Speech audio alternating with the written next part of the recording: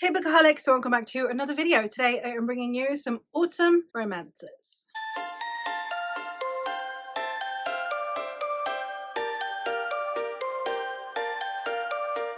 I did do an autumn book recommendations video a little while back, so I will leave that linked. But today we're talking specifically about autumn romances, be it some witchy ones, be it some atmospheric ones, some gothic ones, etc. All of them in here today. I did mention a couple of books in the autumn video that have romantic subplots. The Half Killed by Kwemi Olsen is a great example of that, but I didn't feel like the romance was the primary plot or like the primary focus of the story, so I haven't put that in here. However, I still would recommend them if you're a romance fan, so do go check out the video just in case there are any other recommendations that you might want that still have romantic subplots in them. But today we're focusing specifically on the ones that are romance centered. So I've divided it into three sections. We have atmospheric and dark, where it is either the vibes are quite dark but the story isn't, or that the subject matter is also quite dark. I will kind of highlight that as we go. I also have some Regency stories that have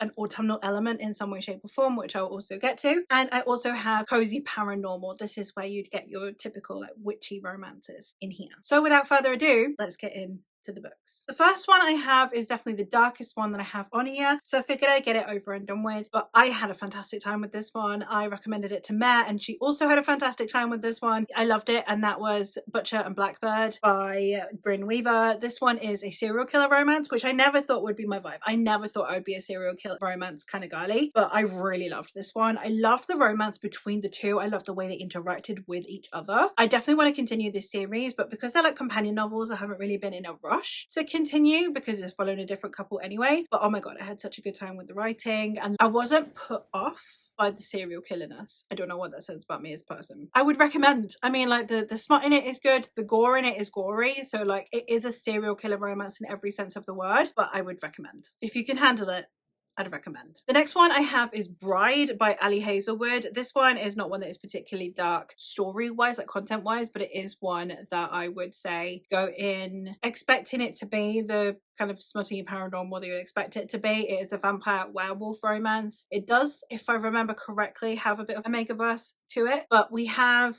a vampire who is basically married off to a chief werewolf to kind of form this pact. I had a great time with this one. It wasn't necessarily like new favorite material. I'm not big on the paranormal romances normally, at least this kind, where it's like the more serious type as opposed to the cozy type, but it was good. I will be continuing. I will pick up the sequel, so I enjoyed it enough. The next one that I have is one that I read for my popular fantasy romance vlog, and this one is The Crimson Moth by Kirsten Cigarelli. This one is a witch hunter romance, which is a dynamic that I love the sound of, so I need to try more. I do want to try the Shelby McEwen one, but I also have heard terrible things about sequels, so I haven't like particularly prioritized it. I like this dynamic of witch and witch hunter. So we're in a world where the witches used to be in power, they've been overthrown. Our protagonist pretended to not be a witch so that she wouldn't be executed. She handed over her grandmother so that they would believe her per her grandmother's request. And since then she has become this kind of vigilante figure who is helping witches in secret. However, no one suspects her because she acts like a vapid socialite the rest of the time. And it is a romance between her and the head witch hunter who is trying to find the Crimson Moth, her vigilante alter ego. It was a good time. Like, it not necessarily new favorite, but I had a good time with it. I don't know if I'll bother with the sequel. I didn't like it enough. Depends, maybe if it goes on sale. But I had a good time. One that I am actually still currently reading as of filming this is Where the Dark Stands Still by A.B. Poranek. This one is a dark fairy tale, fae, demon-ish romance. And in it we are following a young woman who is a witch and she wants to get rid of her powers. So she goes into the forest because she knows that there is a demon in the forest who grants wishes. So she goes into the forest and he says that he will remove her magic if she serves him for a year, if that is still what she wants after a year. And that's what she does. She goes and lives with him for a year, and it's how the romance blossoms between the two. I I'm really liking the audiobook, so I'm hoping that I will continue to love it. I'm really slow with audiobooks because I only read them when I need an audiobook, but I'm having a great time. And the last one that I have is one that I didn't necessarily adore, but that I would still recommend, and that was Bitter Thorn by Kat Dunn. This one is a sapphic romance, and it is witchy-ish kind of vibe to it as well. It's sapphic, so you know, it feels like Uprooted. We have this witch who needs a companion. She comes for a companion every year. She takes our protagonist, and then the protagonist stays with her, but then they become lovers, and it's that kind of story. It didn't really do anything new, and I do think that I like Uprooted more. I still had a good time with it. I just don't think I'll think about it very much. I'm already a bit hazy on the details. Moving into the next genre, which is Regency. The first one that I have is Spellbound at Pemberley by Abigail Reynolds. This because it does still have a witchy, magical kind of vibe to it. You've got like witches and warlocks kind of thing going on. It is basically still Napoleonic Wars England. We are following our protagonist, who is Lizzie, who needs to marry Darcy because she's the only person who can connect with his magic, and therefore she could enhance his magic during the Napoleonic Wars. They have to marry each other, but she is trying to enhance her bond to Pemberley so that she can help him. I really love this story, and I do need to continue. Like, I've got both of the sequels. I don't know what's wrong with me this year, so I need to go do that. I need to do that soon. Very excited to be continuing on with this one. Hopefully I'll love the sequels just as much, but the first one was fantastic. Another Pride and Prejudice retelling that I have is Netherford Hall by Natanya Barron. This one is a witchy romance in which we are following our protagonists, one of whom is the Darcy character, whose family have recently all died in a fire, and there are only like 3 of them left. So she has returned to the family's estate that no one's returned to for generations to kind of recharge her magic, and while she's there she kind of discovers the way that her family have been neglecting the people of this town. Likewise, we're also following our protagonist, who is one of the people who live on the lands of this town, and it turns out that she also has a connection to magic that our other protagonist wants to investigate. I liked the romance between the two. I liked the portrayal of the Darcy character as well, because it doesn't excuse Darcy's behaviour like we normally get. Like, it explains it but doesn't excuse it, and that's very true to Darcy, and I really did like that. I would have loved for this to have been like new favourite material, but I still had a fantastic time with it, and I would still recommend. The next one that I have is Hex and Hexability by Kate Johnson. This is the 3rd book in the Best Hex Ever series, and this one is the only Regency one. And in this part, we are following a young woman named Tiffany, who is a witch, and she's been hiding it all of her life because she's been concerned about it. However, she then discovers like a group of women who kind of help her love herself, and she also happens to encounter a pirate who is much in need of her help as to how to enter into polite society, and it's a romance between the two. I did really like it. Not necessarily my favourite of this series, and like not new favourite overall, but it was an enjoyable time when I read it. And the last one in the Regency section that I have the Dangerous Damsel series by India Halton, the first book being The Mysterious Society of Lady Scoundrels. In this first one, we have kind of a land pirate romance, and then in the sequels we have also got a witch romance, witch and pirate romance, and then in the last one we have a spy romance. So they're all kind of like vaguely, I guess, autumnal, I think, to me. I really like these. They were a load of fun. They were so easy to get through, and they're not ones that necessarily are going to be like new favourites I'm going to rave about, but I had such a good time with them, and I had so much fun reading them that I would recommend you check them out. The only autumnal thing about these is that they do have witches in them, so kind of deal with that what you will, but I really enjoyed it, and I would recommend you check them out anyway. Moving into the Cozy Paranormal, this is the longest part of the list, so you know, make sure that you are sitting quite comfortably. The first one that I have is Go Hex Yourself by Jessica Clare. This is one that I read for my Raylo fanfic vlog that I did for May 4th. So it's a Raylo story. We're following a young woman who gets apprenticed to a wizard, and then she ends up kind of falling in love with his nephew. Yeah, I enjoyed it. It's probably my favourite out of them because I did like the Luke character. It had more to it than just Rey and Kylo Ren vague inclinations. Like, it had more to it. We had the Luke apprenticing Rey element to it as well that I enjoyed. So there were more things to it that I liked about this one, and this one was my favourite, I think, from that vlog. So I would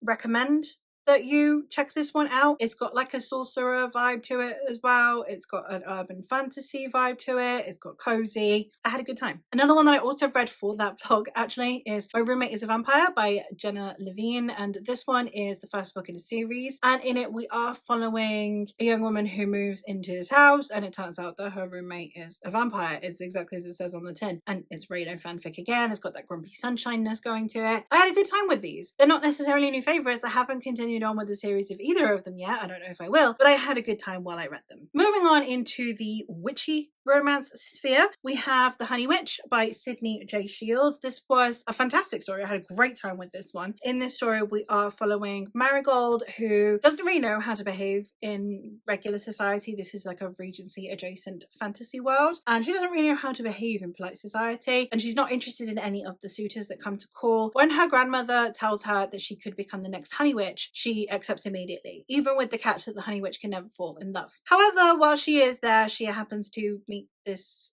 woman who is a skeptic about witches, and as she tries desperately to prove that witchcraft is real, she also happens to fall in love with this woman, and it's about how they can break this curse before this other woman could die, and all of that is very melodramatic, very Regency. I had a great time. Another witchy one that I have is The Spell Shop by Sarah Beth Durst. While not a favourite of mine, like it is for many others, I did still have a good time reading it, and I did still enjoy it. And in this story, we are following a young woman who worked in a library in the city, but following a breakout of a revolution, she flees with as many books as she can carry before the library is burnt, and she goes back to this remote area, which happens to be her hometown where she comes from. So as she returns, she begins to do up her family's home that they abandoned, and also opens up a spell shop to help the local community. It is a romance, sort of. The romance not quite so prevalent, but it is still a romance, and I enjoyed it. I didn't like the antagonist, which was my main problem with this story, but I did enjoy the vibes, and I think it was well written. I will read the sequel. I just wasn't as enamored with it as a lot of people seem to be, which is a shame, but I would still recommend you check it out if it sounds like it might be your thing. Another witchy one that I have, that this is listed as romance. I personally would not categorize this as romance so much as just cozy fantasy, but for the sake of being consistent with the rest of the internet, I will put Rewitched on this list by Lucy Jane Wood. This one is the story of a young woman who has just turned 30, and she has found out that to be able to keep her magic, she will need to submit to a trial, and when that goes terribly wrong, she has 1 month to be able to keep her powers, or else her powers will be removed and taken from her. She's also assigned a watchman who is there to help her, and it turns out that he is very needed because something dark is conspiring against her. So between the help of her mother, her unlikely mentor, her unwitting roommate who does not know that she's a witch, and her very handsome watchman, she begins to garner some faith and some confidence in herself that she didn't know she needed, that she can also use to help her with her non-witchy life as the main force behind a beloved bookshop that her boss is running into the ground. I had a great time with this one. I really did enjoy it, and I would highly recommend you check it out. I found it was very, very touching with the way that it dealt with emotions, and I thought it handled it really well. Do check content warnings because it is one that kind of gets into depictions of anxiety in a way that felt very honest and very real, but obviously if you're not in the right headspace for it, it could be potentially triggering because of the rawness of it and the way that she confronts it. The next one that I read, these are all from my most recent romance vlog, so I will leave that linked. The next one that I have is A Witch's Guide to Fake Dating a Demon, which was written by Sarah Hawley, and this one is a witch and demon romance in which we have a young woman who accidentally summons a demon, and then to not have to put up with her mother chastising her for making such a horrible mistake, she pretends that he is her boyfriend. He has to stick around until she completes the bargain, but she doesn't want to complete the bargain because she doesn't want to give up her soul, so now they're stuck in this weird limbo of having to cohabit. The next one that I read was Payback's a Witch by Lana Harper. This one is a mage's trial story, and we have a woman who is having to return back to her hometown that she hasn't been to in a really long time, and when she gets there, she gets roped in to helping out her best friend and this other woman called Talia Avramov because they want to take down our protagonist's ex-boyfriend, and they're all in it together to take this guy down. I really enjoyed the sapphicness of this one and the type of bravado that our love interest has, and the collaborative part of it, the trial part of it, all of it. It was a really enjoyable time. Not necessarily a new favourite. I don't know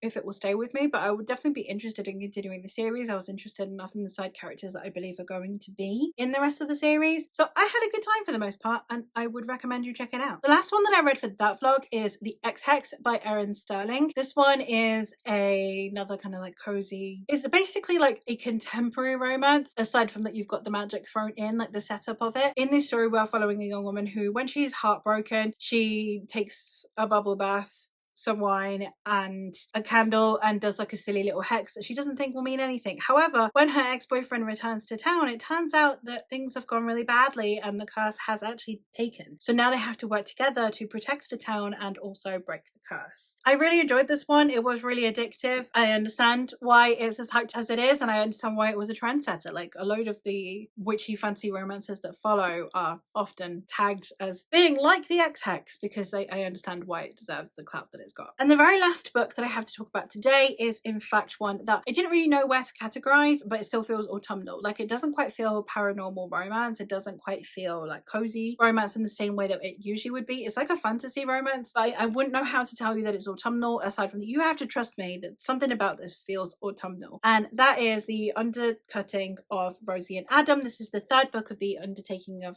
Heart and Mercy series, or I call them the Tamria series because that's where it's set. It's less of a mouthful. But this is a story in which we are following Rosie Fox, who can't die. She is the daughter of a god and therefore she can't die. So she kind of keeps taking silly risks because life has gotten so boring. However, when she meets Adam Lee, the creator of the portal that helps them get into Tamria, and the portals start going wrong, the two of them need to work together to be able to ensure that Tamria is still inhabitable and that nothing else continues to go wrong. I really did like this one. I like the relationship between them. We've got a grumpy sunshine thing going on. We've got a short king going on as well. Like, so she's huge and he's quite short, and I thought that was really cute as well. I loved the way that the romance happened between these two. I really enjoy Megan Banner's writing. I love the world building in this series. I love the world so much, and we got so much more elaborated on in this one as well. This is the first one that, as far as I'm aware, is not a retelling. So the first one is a You've Got Mail retelling. The second one is a When Harry Met Sally retelling. This one I don't think is a retelling of anything, and that was great. So I would highly recommend that you check out the whole series, but obviously we're talking about ones that I have read within the last year, so I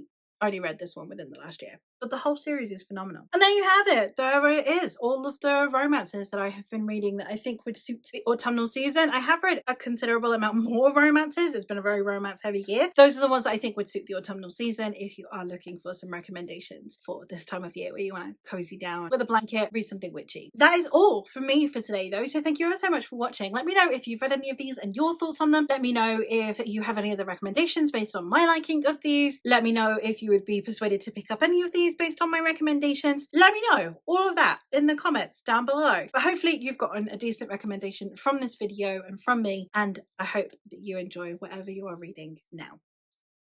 Bye!